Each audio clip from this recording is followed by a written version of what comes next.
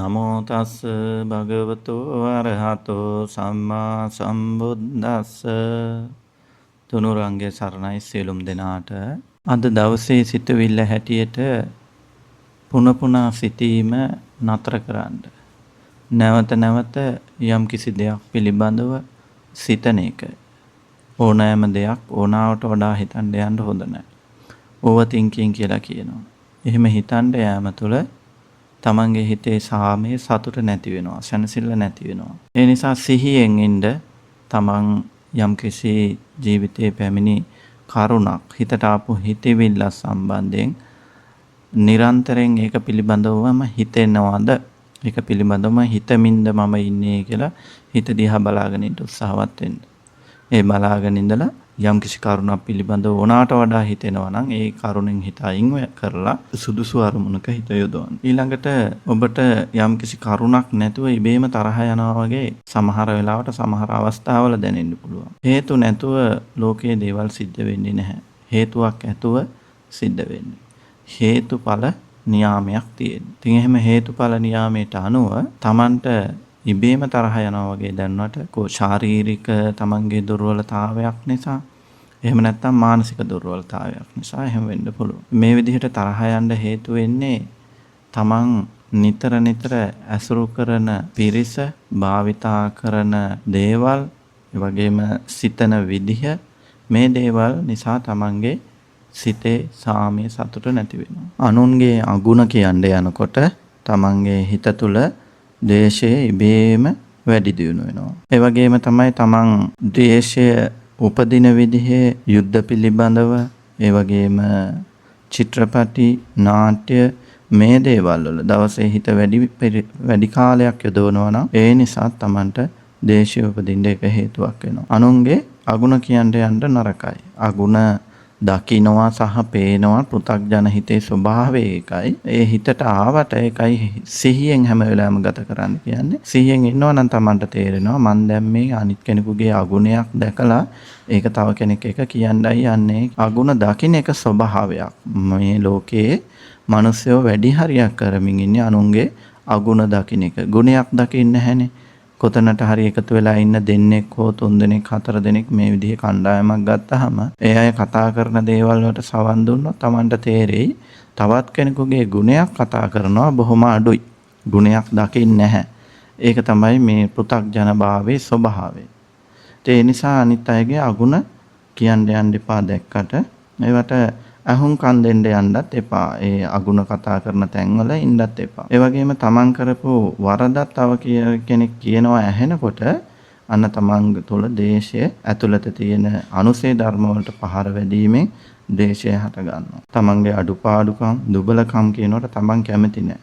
ඒවා කියනවා ඇහුණාමත් ද්වේෂය ටිකෙන් ටික මෝදු වෙනවා, උඩට එනවා. ඒ වගේම තමයි තමන්ගේ සේවකාදීන් ඉන්නවා නම් ඒ අය අකීකරු වුණාමත් තමන්ගේ හිතේ ද්වේෂය උපදිනවා. අනුන්ගේ අනුන් වරදවල් කරනවා දැක්කහමත් ද්වේෂය උපදිනවා. ඒ වගේම තමයි තමන්ට හිතුනොත් අනෙක් කෙනෙක් තව කෙනෙක් වරදක් කරනෝ ඇත. මේ වරද කරයි කියලා හිතුනොත් එහෙම ඒ වෙලාවටත් තමන්ගේ හිතේ ද්වේෂය, තරහව, වෛරය උපදිනවා. තමන් ආදරයෙන් පරිස්සම් කරන දේවල් තවත් කෙනෙක් අත ගන්නවා, පාවිච්චි කරනවා දැක්කහමත් ද්වේෂය උපදිනවා. තමන් ඇලුම් කරන දෙයක් අනිත් අය ඉල්ලන කොටත් තමන්ට තරහ උපදිනවා, ද්වේෂය උපදිනවා, අමනාපය උපදිනවා. අනුන්ගෙන් තමන් ඉල්ලන දෙයක් නොදුන් කල්හි තව කාගෙන් හරි තමන් දෙයක් ඉල්ලනවා.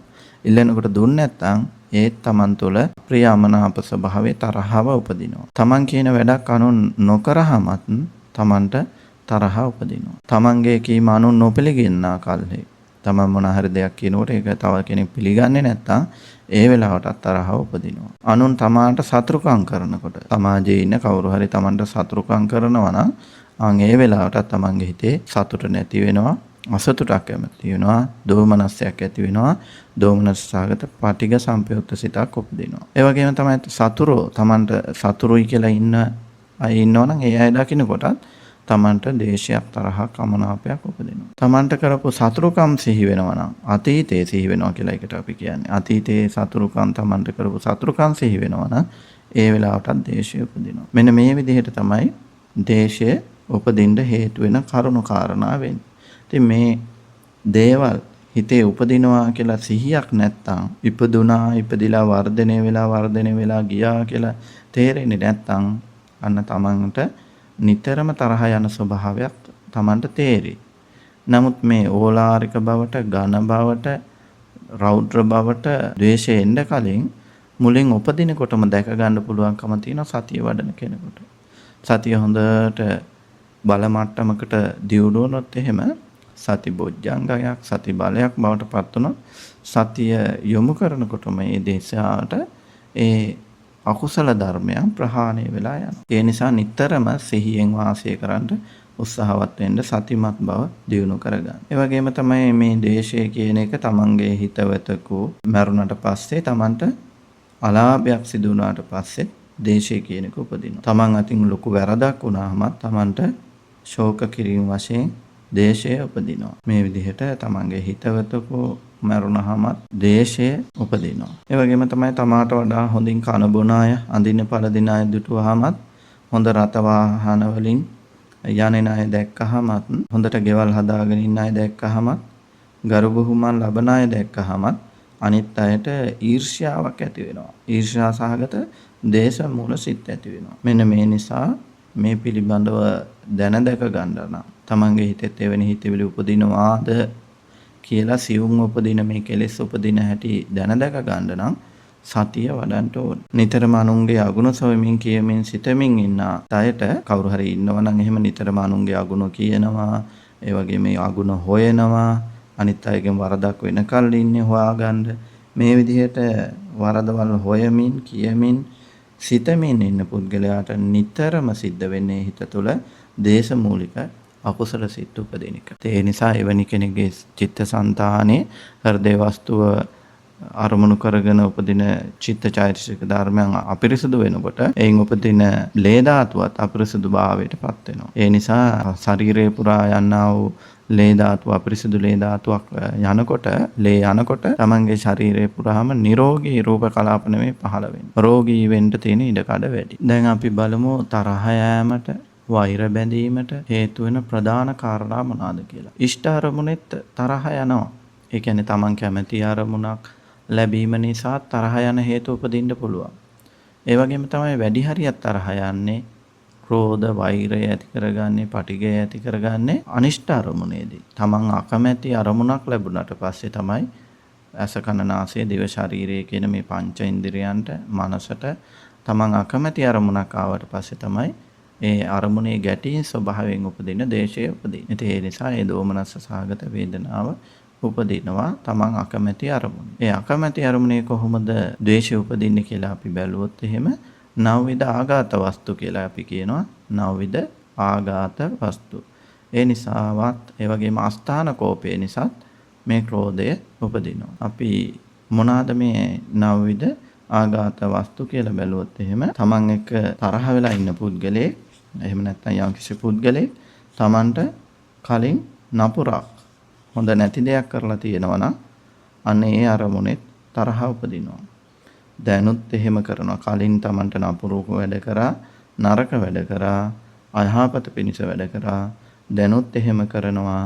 මතුත් එහෙම ඉස්සරහටත් අනාගතෙත් කරයි කියලා නිතර හිතන කෙනාගේ හිත තුළ දේශය උපදිනවා, තරහ උපදිනවා, හිතේ සාමය නැති වෙලා යනවා. මගේ හිතවතාට, තමන්ගේ හිතවෙතකොට මේ විදිහේ තමන් එක්ක තරහ පුද්ගලෙක් හෝ තරහ නැති පුද්ගලෙක් හරි ඉන්නවා. තමන් එක්ක හිතවත් කෙනෙකුට නපුරක් කරනවා, නරක වැඩක් කරනවා, අයහපතක් කරනවා, අලාභයක් වෙන විදිහේ වැඩක් කරනවා. ඒ වගේම ඒ අතීතයේ කරපු දෙයක්. ඒ වගේම දැනුත් එහෙම කරනවා නම් එතකොටත් දේශය උපදිනවා. ඒ වගේම තමන්ට හිතෙනවා ඔය මේ හරහා හිතෙනවා මතුත් අනාගතෙත් ওই විදිහට මගේ හිතවතාට අලාභයක්, අසතුටක් පිණිස, අනර්ථයක් පිණිස වැඩ කරයි කියලා හිතෙනවා. මේ විදිහට වර්තමානය මත අනාගතයේ තමන් උපකල්පනය කරලා තමන් අසතුටකටපත් වෙනවා, දුකකට වැටෙනවා. ඉතින් දුක් විඳිනවා. ඒ වගේම තමයි මගේ සතුරාට කලින් අතීතයේදී උදව් කරා මේ පුද්ගලයා. ඒ මගේ සතුරාට උදව් කරා. ඒ නිසා අන්න තමන් තුළ අසතුටක්, ක්‍රෝධයක්, තරහක් ඇති වෙනවා. ඒ වගේම තමන්ගේ සතුරාට, තමන්ට සතුරෙක් ඉන්නවා නම් ඒ සතුරාට කවුරු හරි දැනුත් උදව් කරමින් ඉන්නවා නම් ඒ කෙනා පිළිබඳව තමන්ට තරහ උපදිනවා. මොකද මේවා තමන් ප්‍රිය කරන අරමුණු නෙවෙයි. අනිෂ්ට අරමුණු. ඒ වගේම තමයි දැනුත් කරමින් ඉන්නවා අනාගතයේත් කරයි කියන හිතවිල්ල නිසා මේ ආකාරයට මේ නවවිධ ආඝාත වස්තු නිසා නව ආකාරයකට මේ විදිහට අනිෂ්ට අරමුණේ ක්‍රෝධය, දේශය, වෛරය කියන අප්‍රියමනාප ගතිය, අකමැති ස්වභාවය තමන්ගේ හිත තුළ පහළ වෙනවා. ගහක මුලක හැප්පුණොත් කකුල, කය, අත් ආදී හැප්පුණොත් අධික හිරු රශ්මිය නිසා ඉර රශ්මිය ඇති වෙලාවටත් නැති වෙලාවටත් ඒ වගේම වැස්ස ඇතිවීම නැතිවීම නිසා වහින කොටත් ඒක නිසා තරහ උපදව ගන්නවා. වහින් නැති යනකොටත් තරහ උපාදවනවා. මෙන්න මේ කියන ඒවා අස්ථාන කෝපය කියලා අපි කියන්නේ. අස්ථාන කෝපය නිසා තරහව, වෛරය මේවා උපදිනවා. මෙන්න මේ කියන දසවිධ කරුණු නිසා සත්‍යයන්ගේ චිත්තසංතානයේ තරහව උපදිනවා. ඉතින් මේක පැටර්න් එකක්. එහෙම නැත්නම් ක්‍රමවේදයක්. මේ විදිහට තමයි හිත සකස් වෙලා තියෙන්නේ සසර යන්න. ඉතින් අපි අවබෝධ කරගන්න ඕනේ මෙන්න මේ දේවල් අවබෝධයෙන් සිහියෙන් ඉන්න ඕනේ. තමන්ගේ හිත තුළ මෙවැනි හිතවිලි උපදිනවාද කියන එක පිළිබඳව සිහියෙන් ඉන්න ඕන. ඊළඟට අපි බලමු ඉෂ්ට අරමුණේ, කැමැති අරමුණේ කොහොමද ක්‍රෝධය, තරහව උපදින්නේ කියලා. තමා කැමැති වස්තුව පැහැර ගනී, කවුරු හරි තමන්ට හොරෙන් ගනී කියලා හිතුවොත් හැක හිතෙනකොට අන්න ඒ කෙනාට ක්‍රෝධය, තරහව උපදිනවා. ඒ වගේම තමයි තමන් කැමැති වස්තුවක් පැහැර ගන්නා වෙලාවකට තමන්ගේ ඒ ක්‍රෝධය උපදිනවා. තමන් කැමති වස්තුව පැහැරගත් කල්හි. එතකොට දැන් මේ අවස්ථා තුනක් කිව්වේ. තමාගේ වස්තුව පැහැර ගනී කියලා සැක හිතෙන කෙනාට අනාගත බය. ඒ වගේම තමා කැමති වස්තුව පැහැර ගන්නා කල්හි, ඒ කියන්නේ වර්තමානයේ පැහැර ගනිමින් ඉන්නවා. ඒ වෙලාවටවත් තරහ උපදිනවා. තමා කැමති වස්තුව පැහැරගත් කල්හි අන්න කවුරු හරි තමන්ට අයත් දෙයක් ගත්තා නම් තමන්ගේ නොකමැත්තෙන් ඒ වෙලාවටත් ක්‍රෝධය උපදිනවා. තමන් කැමති වස්තුව වෙනසකට භාජනය වෙයි. ඒ තියෙන විදිහෙන් වෙනස් විදිහකටපත් වෙයි කියලා හිතෙනකොට ප්‍රියමනාප භාවයේ තරහව, ක්‍රෝධය උපදිනවා. ඒ විදිහේ සැක තියෙන කෙනාට. තමා කැමති වස්තුව වෙනස් වෙන කල්හි ක්‍රෝධය උපදී. කලින් කිව්වේ සැකයක් තියෙනකොට අනාගතේ වෙයි කියලා. මේ කියන්නේ ඒක දැන් මේ වෙනස් වෙමින් පවතිනවා.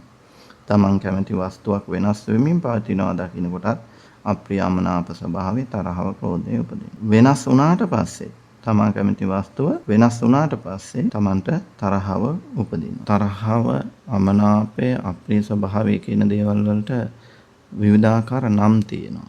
විරෝධ, විද්වේෂ, දෝෂ, පටිඝ, ක්‍රෝධ, ආඝාත, කෝප, රෝස, ව්‍යාපාද, අනබිරදි කියන මේ නම් වලින්, පර්යාය නම් වලින් මේ දේශය කියන එක, තරහව කියන එක හඳුන්වනවා. මේ හිතේ ඇති වෙන රළු ගතිය හඳුන්වනවා. ඉතින් මේක අනිතු අරමුණක් ලැබීමනොත් විවිධාකාර ස්වභාවයන් වලට ඉෂ්ට අරමුණක් ලැබීමනොත් හැඩගැස්සෙනවා. මේ වෛරය කියන එක තමන්ගේ సంతානයේ සිතේ ඉපදුනාට පස්සේ ස්වසංතානයේ කෙලෙසන නිසා කෙලේශ කියලා කියනවා. අරහත් මාර්ග ඥානය අහුරන නිසා නීවරණ කියලා කියනවා. ඒ කියන්නේ නිවන අහුරන නිසා නීවරණ කියලා කියනවා.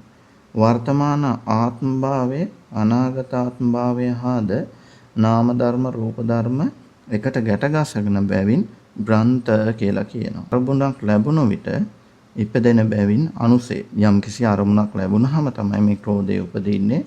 ඒ අනුසය වලට පහර වැදුනහම, අනුසය වලට පොහොර වැටුනහම, නිදිගෙන වගේ අනුසය කෙලස් තියෙන්නේ. ඒවට යම් කිසි අරමුණක් ලැබුණාම නැගී ඉන්නවා. ඒ නිසා සසර දුකින් නිදහස් යා නොදී සත්‍යය සසර බැඳ තබන බැවින් සංයෝජනත් වෙනවා. සත්ව ශරීරයේ දවන බැවින් වහ්නි කියලත් මේකට මේ ක්‍රෝධයට, දේශයට අපි නම් කියනවා. ක්‍රෝධය, දේශය කියන නම් වලින් හඳුන්වන දේශය සමුල ඝාතනය මුලින් උපුටා දමන්නට පුළුවන් වෙන්නේ අනාගාමි මාර්ගයෙන් තමයි පුළුවන්කම ලැබෙන්නේ. අනාගාමි මාර්ග ඥාණයෙන් මේක මුලින් උපුටා දාන්න කලින් මුලින්ම මුල් පියවර වන්නේ තමන් සතිය වඩන්න උත්සාහවත් වෙන්න ඕනේ. සමාධියවත් එකඟ බවවත් නෙමෙයි, සතිය සිහිනවන දිනු කරන්න උත්සාහවත් වෙන්න ඕනේ. ඒ සඳහා විපස්සනා භාවනාවක හිත යොදවන්න සත්පුරුෂයෙක් ආශ්‍රය කරමින්, සද්ධර්මය ශ්‍රවණය කරමින්, සතිය වැඩිීමේ, සිහිය වැඩිීමේ තමන්ට පුළුවන් තාක් දවසේ පැය 24න් වැඩි කාලයක් මේ සඳහා ලබාගෙන සතිය වඩන්ට ඔබට එතකොට අරිහත් මාර්ග ඥාණයෙන් ද්වේෂය නැසලා දානකල් ටිකෙන් ටික ඒ දෙසට ගමන් කරන්න පුළුවන්. තමන්ගේ හිතේ සතුටින් ජීවිතය ගත කරගන්න අවසානයේ අමා නිවන් සාක්ෂාත් කරගන්නත් සතිය වැඩිම ඔබට උපකාර වේවා. ඒ සඳහා සියලු පහසු විවරණ සැලසේවා කියලා ආශිර්වාද කරනවා. තෙරුවන් සරණයි.